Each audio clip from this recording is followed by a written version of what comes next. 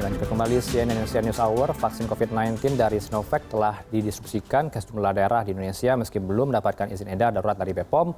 MUI juga tidak mengeluarkan fatwa halal vaksin Sinovac Biotech sebelum ada izin edar BPOM.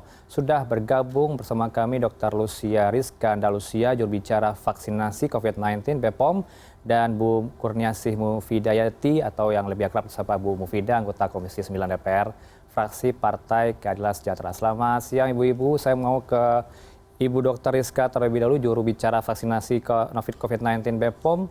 Bagaimana sejauh ini proses uji klinis vaksin COVID-19 di POM? Ibu Dr. Rizka, kan sejauh ini informasinya bahwa sudah mulai rampung ya tahap ketiga uji klinis di salah satunya Universitas Padjadjaran atau UNPAD, Bu Dokter. Ya, uji klinik fase 3 yang dilakukan di Universitas Padjadjaran ya, seperti yang sudah pernah kami sampaikan dalam report-report sebelumnya. Ini saat ini sudah akan memasuki finalisasi laporan interim. Laporan interim analisis itu adalah laporan 3 bulan pemantauan pasca penyuntikan pada uji klinik fase 3.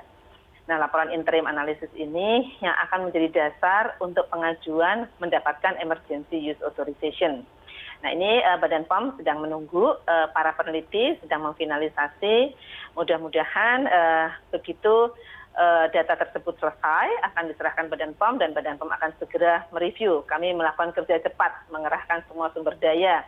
Ya, kami juga sudah melakukan tahapan-tahapan pengkajian ya, evaluasi terhadap data-data yang sudah masuk sebelumnya atau yang kita kenal dengan nama rolling submission ya. Jadi Bio Farma telah memasukkan beberapa data-data yang awal ke Badan POM dan Badan POM sudah melakukan kajian tersebut.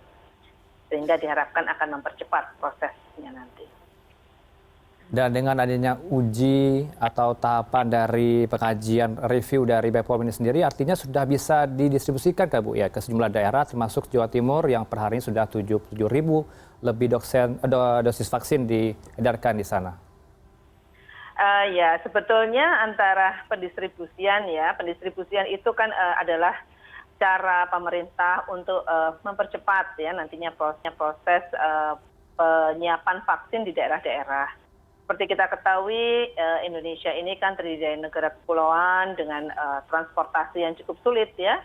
Dan kita tahu juga bahwa vaksin itu membutuhkan rantai dingin atau cold chain ya. Jadi sedikit sulit ya, lebih sulit dibanding kalau transportasi obat biasa. Tetapi kita tetap ingat bahwa prinsip kehati-hatian itu tetap harus ditegakkan, di mana penyuntikan vaksin tersebut hanya dilakukan setelah mendapatkan EUA dari Badan POM. Maksud dari pemberian EUA atau arti di balik pemberian EUA adalah bahwa vaksin itu sudah dinyatakan layak digunakan, pertama dari sisi keamanan dan juga sudah memberikan efek untuk memproteksi atau kekebalan dalam tubuh setiap orang yang mendapatkannya. Baik, dari suara parlemen saya mau ke Bu Mufida. Mufida, ini kan BPOM tengah melakukan uji tahap untuk verifikasi data dan untuk izin edar masih belum dikeluarkan, tapi bagaimana dari DPR ini juga kan cukup kritis ya, sudah diedarkan, sudah didistribusikan untuk program vaksinasi dalam waktu dekat. Dari DPR bagaimana Bu Mufida? Ya, sehat selalu Bu Rizka ya, Mas Hernauf juga ya, mudah-mudahan semua sehat. Kita sebenarnya sejak tanggal 10 Desember sudah terus berkoordinasi dengan BPOM, dengan Kemenkes, bahkan Bio Farma juga hadir dan juga tim pemulihan ekonomi nasional PEN juga Komisi 9 pada saat itu. 10 Desember itu rapat terakhir kami. Dan disitulah kita memberikan dukungan penuh secara moral dan secara all out kepada BPOM agar BPOM menuntaskan tugasnya yang sangat mulia dan sangat penuh tanggung jawab. Walaupun menurut kita juga ada resikonya juga ya Bu Rizka ya, karena ini sesuatu yang tidak mudah ya, artinya menyangkut keselamatan jiwa dan rakyat Indonesia. Di Lapsing kita rapat pada tanggal 10 Desember yang lalu, kita sudah menyampaikan bahwa Komisi 9 mendukung penuh kepada BPOM terhadap independen dari BPOM. Nah, yang kita dorong ini adalah BPOM harus independen dan transparan di dalam melakukan semua proses penuntasan sampai dengan izin EUA-nya itu bisa keluar tanpa ada tekanan, tanpa ada pressure dan juga biarkan berjalan sesuai dengan science based gitu, science based, tidak berbasis kepada timeline. Ini yang kita tekankan. Ya, kita sempat diskusi juga di grup Komisi 9 bahwa tiba-tiba kita mendengarkan informasi dan berita bahwa vaksin sudah didistribusikan ke 34 provinsi ya. Yang ini kita belum tahu izinnya belum keluar dan kita belum tahu bagaimana efikasinya, bagaimana mutunya, dan bagaimana kualitas dari vaksin ini sendiri. Jadi dari Komisi 9 kita sudah menjadwalkan insya Allah tanggal 12 Januari begitu masa sidang masuk, rapat perdana adalah dengan Kemenkes, BPOM, dan semua pihak terkait yang terkait dengan vaksin. Menurut Komisi 9 dan kita semua menyampaikan bahwa keselamatan rakyat itu lebih utama. Paling penting itu keselamatan rakyat. Makanya tadi kehati-hatian, kewaspadaan, dan juga dalam perencanaan pengiriman dan seterusnya ini harus hati-hati. Karena ada dampak juga yang harus diperhatikan oleh pemerintah itu adalah mulai munculnya ketidakpercayaan masyarakat, Mas. Gitu. Karena sudah didistribusikan tetapi izin belum ada kan seperti itu. Sehingga banyak masyarakat yang akhirnya agak tanda tanya gitu kan. Ini gimana sih prosesnya, belum dikeluarkan izinnya, uji klinisnya juga tahap ketiganya masih belum selesai, masih di tahap akhir gitu kan. Tapi kok sudah didistribusikan. Ini yang kemudian semakin memperuncing kegelisahan dari masyarakat dan juga membuat pertanyaan yang lebih tajam lagi dari masyarakat, sebenarnya vaksin Sinovac ini seperti apa? Akhirnya muncullah prasangka-prasangka dan kita juga mengantisipasi banyak berita hoax ya, kemarin termasuk saya klarifikasi langsung ke Bu Penny tentang beredarnya berita tentang Sinovac yang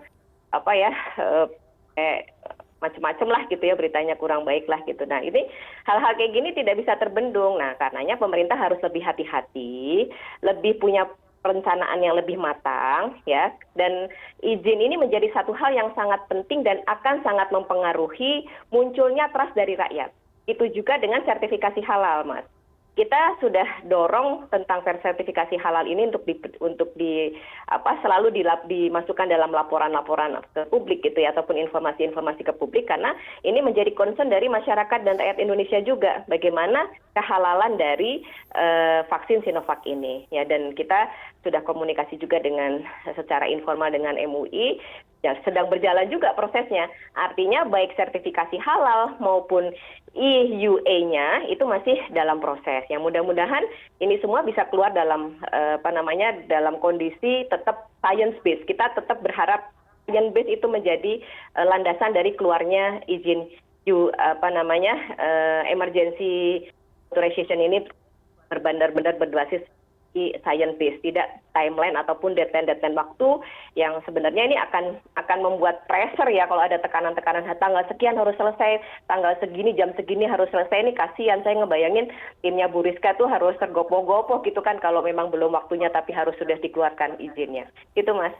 Bagaimana Dr. Rizka? Tadi catatan adalah EUA-nya masih belum ada diterbitkan, kemudian sertifikasi halal juga masih berjalan prosesnya di MUI, dan juga nanti juga Presiden akan divaksinasi tanggal 13 Januari. Apakah ini cukup aman? Karena catatan kami juga dari Israel, warganya setelah divaksin masih timbul juga terkonfirmasi positif COVID-19. Bu Rizka. Iya, baik, terima kasih. Memang benar, kita selalu mengutamakan kehati-hatian dan tentunya scientific base itu harus ditegakkan. Terima kasih yang disampaikan Bu Kurniasi, ini merupakan dukungan yang sangat bagus sekali buat kami ya. Kami selalu mendapatkan dukungan-dukungan tersebut ya. Jadi pertama keamanan. Keamanan ini sudah kami evaluasi sejak mulai dari pelaksanaan uji preklinik, ya, kemudian uji klinik fase 1 dan uji klinik fase 2 untuk melihat keamanan. Selain keamanan, pada uji klinik fase 1 dan fase 2, kami juga sudah melihat apakah vaksin tersebut dapat membentuk antibodi. Ya, antibodi itu adalah untuk membuat kekebalan dalam tubuh. Ya. Selain membentuk antibodi, ya sudah terbentuk kekebalan dalam tubuh, kita juga harus menguji apakah antibodi yang terbentuk tersebut dapat melawan virusnya. Ya, apa yang dinamakan antibodi netralisasi. Nah, itu sudah dilakukan di uji klinik fase 1 dan fase 2. Kita sudah mendapatkan data-data tersebut. Ya. Tetapi kita juga harus mengikuti standar WHO.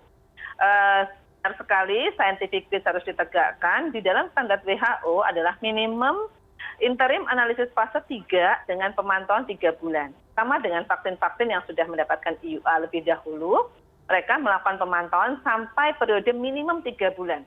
Oleh karena itu memang kami harus menunggu itu.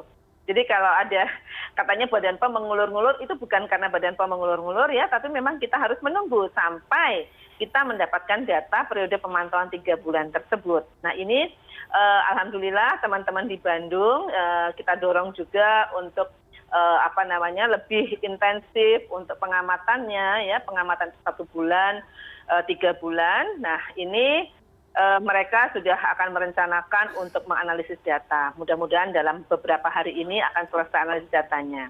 Nah, Badan POM sendiri sudah kami sampaikan, memang sih tergopoh-gopoh artinya bukan karena mengejar waktu cepat, tapi memang kami mengerahkan sumber daya kami, ya, mengerahkan sumber daya kami untuk mengevaluasi ini sehingga kita harapkan nanti dapat sudah dikeluarkan sesuai dengan waktunya.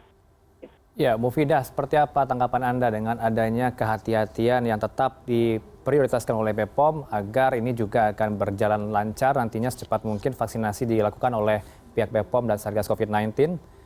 Bu Fidah, ini sekaligus juga sebagai closing statement kita pada siang ini. Oke. Kita memberikan apresiasi ya kepada BPOM ya. Sejak awal kita berikan apresiasi kepada BPOM dengan independensinya itu. Artinya tidak terpengaruh dengan adanya pressure-pressure, tekanan-tekanan, ataupun pengaruh-pengaruh dari luar, jadi tetap independen dan transparan di dalam memberikan perizinan-perizinan. Karena kan memang EUA ini kan hanya diberikan pada situasi darurat aja, tidak semua bisa dikeluarkan EUA-nya. Jadi harus benar-benar hati-hati melaksanakan amanah dari pemerintah ini. Ini kan pertanggungjawabannya kan ke atas dan ke masyarakat gitu ya, kepada Allah Tuhan Yang Maha Esa dan juga kepada masyarakat. Saya percaya BPOM pasti memperhitungkan itu karenanya berhati-hati ya. Kita sudah banyak contoh lah bahwa BPOM tetap bisa tegak dengan prinsip-prinsipnya dan kemandiriannya tetap bisa kita andalkan. Mudah-mudahan BPOM diberikan kekuatan terus untuk bisa mengawal keamanan, terbukti sampai betul-betul efikasinya ada, terbukti secara saintifik.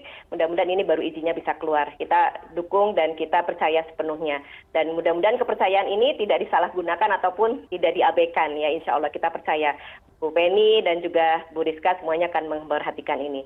Karenanya kita berpesan kepada pemerintah ya. Satu sisi mungkin pemerintah ingin segera menunjukkan kepada rakyat bahwa kita bisa kok vaksin seperti negara-negara lain yang mungkin ingin melaksanakan. Tetapi tetap harus memperhatikan kaidah-kaidah keselamatan rakyat itu lebih berharga. Satu nyawa, satu jiwa rakyat Indonesia itu mahal nilainya, Mas. Jadi utamakan keselamatan dan kesehatan rakyat dan tunggu sampai proses dari EUA-nya dari BPOM keluar dan juga sertifikasi halal keluar semuanya secara independen dan transparan. Itu yang kita harapkan kepada pemerintah agar vaksinasi ini berjalan dengan baik, berjalan dengan maksimal, tidak ada efek samping yang berbahaya. Itu yang kita inginkan. Baik, Bu Kurniasih Mufidayati dari anggota Komisi 9 DPR RI, kita tunggu keselamatan dan juga kehati-hatian dari BPOM dan kita dukung terus bagaimana upaya nanti vaksinasi. Terima kasih atas informasinya pada siang hari ini. Narasumber saya Lucia Rizka Andalusia dari Jubir Vaksinasi COVID-19 BPOM dan juga Bu Kurniasih Mufidayati langsung dari Parlemen. Selamat siang Ibu-Ibu.